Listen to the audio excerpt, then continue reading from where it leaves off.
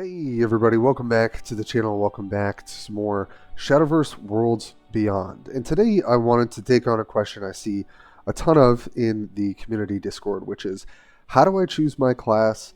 How do I choose the deck that I should play? And there's a million kind of ways to answer that question, but I sort of wanted to go through what feel like the three basic ways to address that. Looking at kind of your budget builds and what are maybe some classes that support that a little bit more. How do you sort of look at your collection and kind of know where to go and what is going to give you the biggest edge if you have a limited collection, or if you have a limited financial budget, like you're not going to be able to put a ton of money into the game. So those first two kind of work a little bit together, and then the last one is really hinting on my first video, talking a little bit about what's your play style. What do you like to do as a card game player? What seems to kind of gel well with you? Because even in a small discussion I had the other day, I learned so much from different play styles with this game. There really is a lot of intricacy at the top levels where I think a lot of folks are shooting for. And so really understanding what are your strengths as a player and then some of your weaknesses should also be a part of that consideration on which class, which deck are you going to choose. So if you like what you're seeing, feel free to support the channel, like, comment, subscribe, all that good stuff. But other than that, let's dive in. So to get us started today, I think one of the best places to answer this question of how do I choose my class is thinking about what are some of the more budget-friendly classes, right? And also kind of budget-friendly playstyle, which from my background as a Magic the Gathering player, whenever I wanted to kind of get back into ranked for constructed, it was always probably picking up an aggro deck. They just didn't tend to have a slew of mythics or legendaries in this game's case that you needed. You could play cheap aggressive units, cheap aggressive burn, and just sort of get your opponent dead before maybe they're playing some of their top end. So to kind of think about it the other way around, when I look at Portal, and don't be fooled by this, I'm missing 2 Orcus, 2 Realmia, 2 Sylvia, and a bunch of other stuff. But this is the ideal version I would be looking at, right? And because I'm missing all of this top end, that really, really matters for how this deck, which I think is probably the best deck in the format, Portalcraft. It's got inevitability, it's got efficient units, it's got a lot of 2-for-1s, 3-for-1s, and it's playing Orcus, which is just a really, really powerful card if you haven't experienced that already.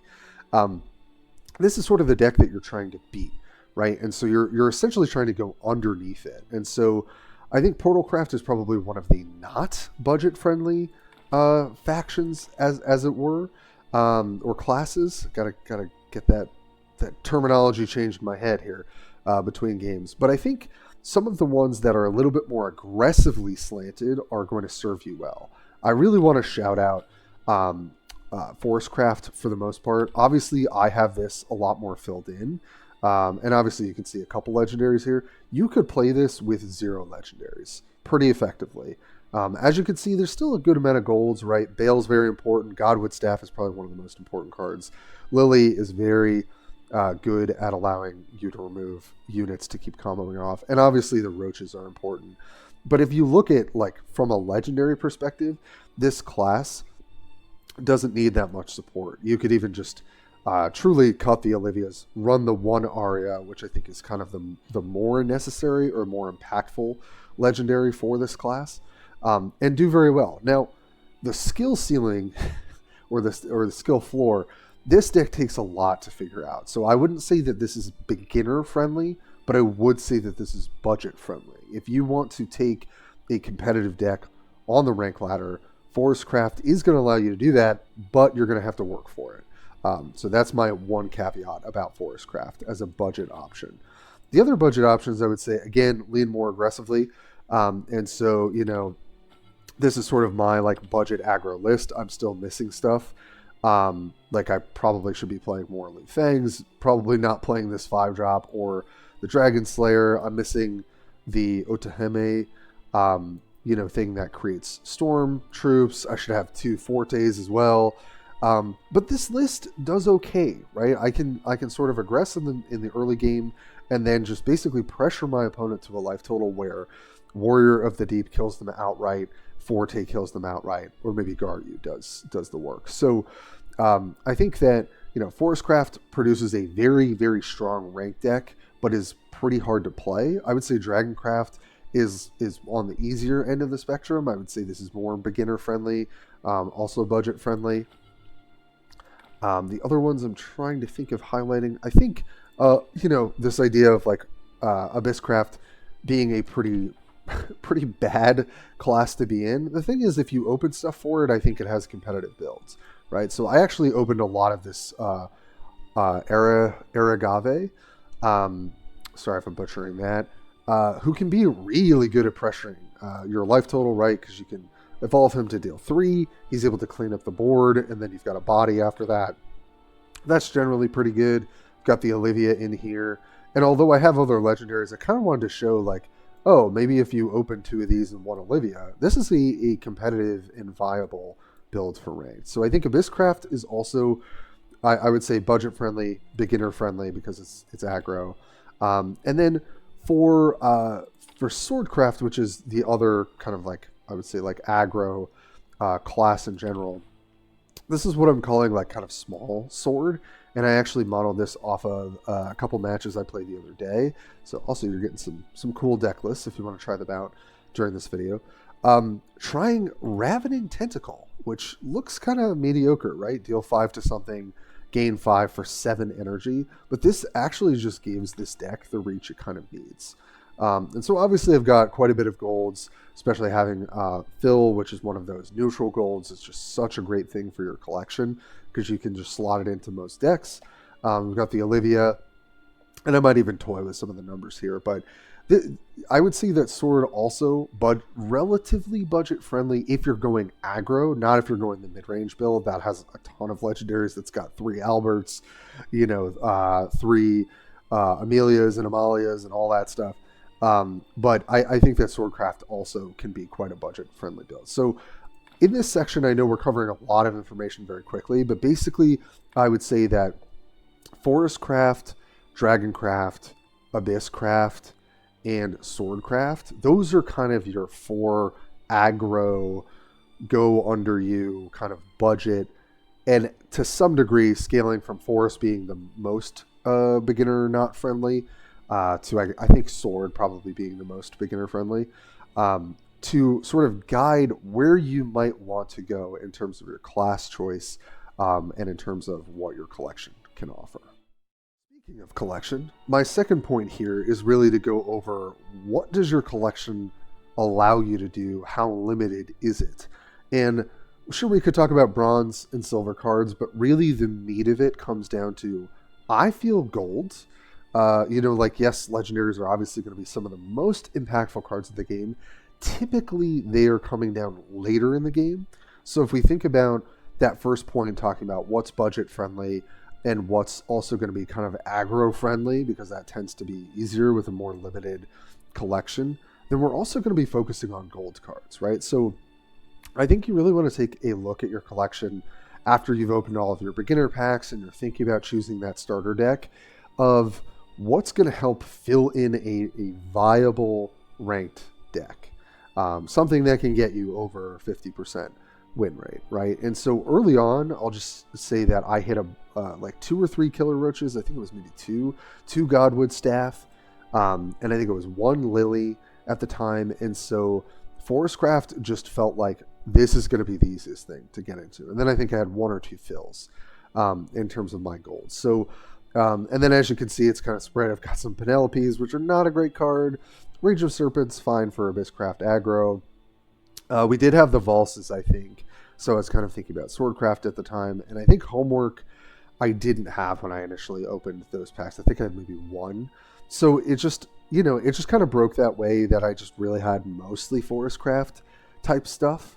As we kind of cycle through here, I think I hit 1 Glade as well. So it's really kind of looking at, I think, your golds and your legendaries. And yes, you can re-roll accounts. I don't really have an expert opinion about that. If you have the time and energy and you want to do that, then maybe if you just have sort of a rough collection, you're like, okay, let me re-roll this and try this again, play through the tutorials and all that again.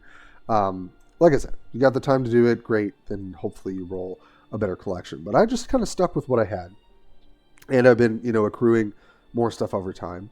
And so, you really just, again, to put it very simply, you want to look at your golds and you want to look at your legendaries, and just figure out what's going on. I think recently I only got a second Kuon, so that really is going to make it hard for me to play Runecraft, I feel.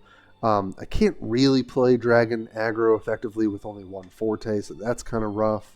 I think I started with one Olivia and recently opened some more, so that's definitely helped quite a bit. Burnite, I've just always had a million of, and I'm really lacking in Orcus, Ralmia, Jan, so I wasn't really thinking I was going to go Havencraft or Portalcraft. They also tend to be much more legendary heavy. And I think I did have some Bales to start as well. And some of these Dragons I think I had to start too. So basically I was like, okay, I really like Dragons. I ended up doing the Dragon starter deck. But I didn't really recommend that sort of approach in my first video on the channel. And I think Forestcraft, if I was thinking from like kind of more top tier play and more effective ranked laddering, Forestcraft was going to be the one for me. So definitely a simple message here for the second point, but basically just take stock of your golds and your legendaries, kind of know what these builds look like in the ideal. Just to put us back real quick to the deck tab, I kind of have laid out now like what is a ranked ready build versus like my budget or current, I guess I would say, build. And I think that's a helpful way of being like, this is what I'm shooting for, and and this is what I have. So you can find deck lists on a slew of websites and things like that, obviously from a bunch of other great content creators, some of which have come from the Warforged side of things, just like myself, or Magic background, who have some really great insight.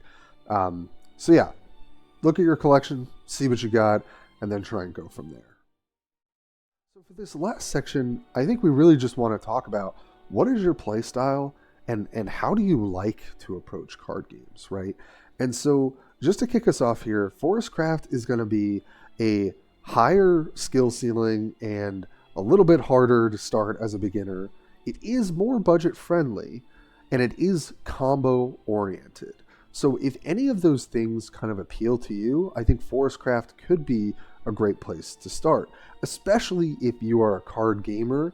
I do think you can pick this deck up fairly reasonably, though if you are really new to card games and new to Shadowverse, this might not be the class for you.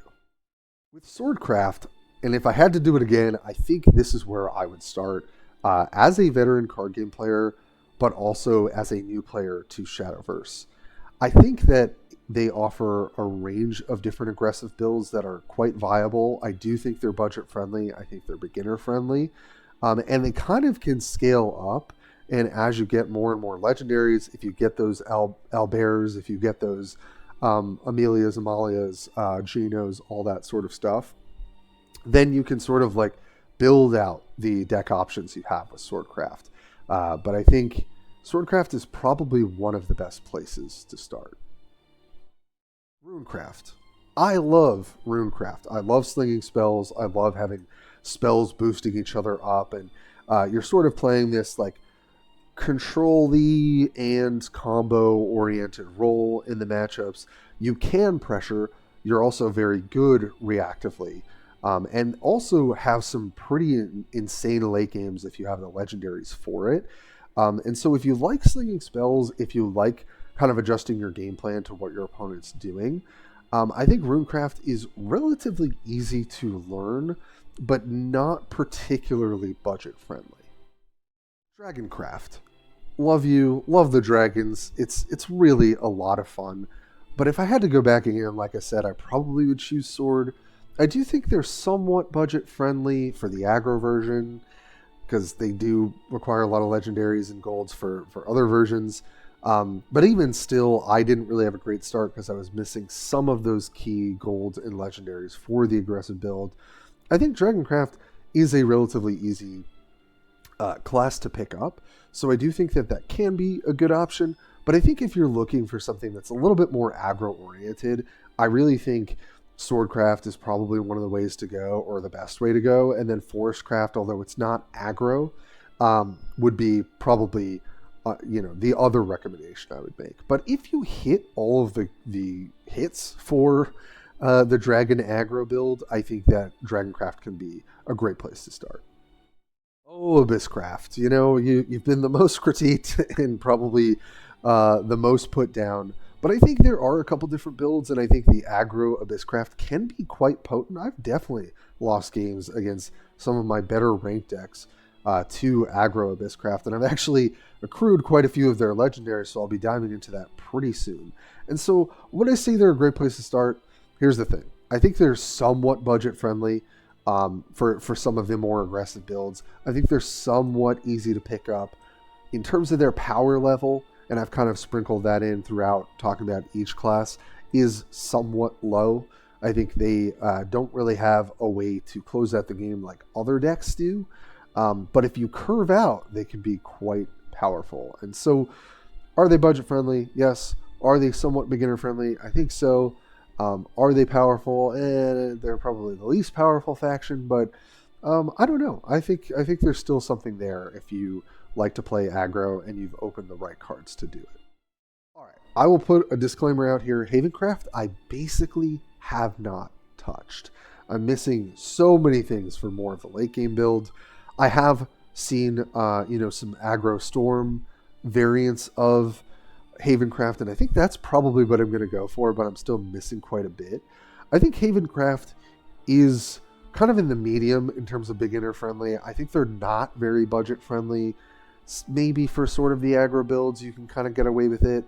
And I think as a faction, I honestly think they're in a weird spot.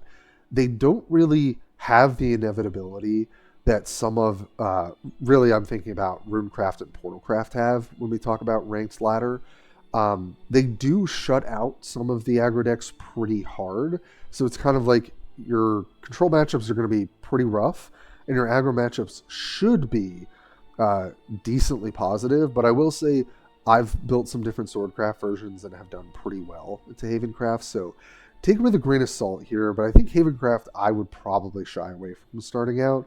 But if you happen to open what is going to be good for Havencraft, then I think they're kind of in that medium spot. And so it shouldn't take you too long to sort of master them, but maybe not the best place to start. Portalcraft. Man, there's so much to say about this faction. It's sort of, I would say it leans a little bit more control. It tends to lean a little bit more on its legendaries and therefore not terribly budget friendly. But boy, is this to me the top deck and the top sort of class. I think that there are other ways to kind of go under it. There are other ways to punish it. There are other builds of it. But I think the inevitability that this class has, it is a little bit complex. I would not say that this is a beginner-friendly class either. So this can be kind of a rough place to start. But if you're a veteran card game player, especially for Shadowverse, and you've got the collection for it, Portalcraft is going to be your winningest deck. There's no doubt about it. But for those who are maybe just getting started, have a limited collection, I would not recommend Portalcraft. This is something I'm going to shoot for in the future. I still need to pick up how it all works, and quite a few of the legendaries, as I talked about earlier. And so that's kind of my overall take on playstyle, power level, budget friendly, beginner friendly, and hopefully that's helpful. All right, folks, that is all I've got for you today. I'm really looking forward to putting out more content for this game, especially around basically how to get started, how to optimize things for ranked, and really kind of answering the questions that I see the most in the community, and hoping that my perspective can be helpful. So other than that, I will catch you all next time.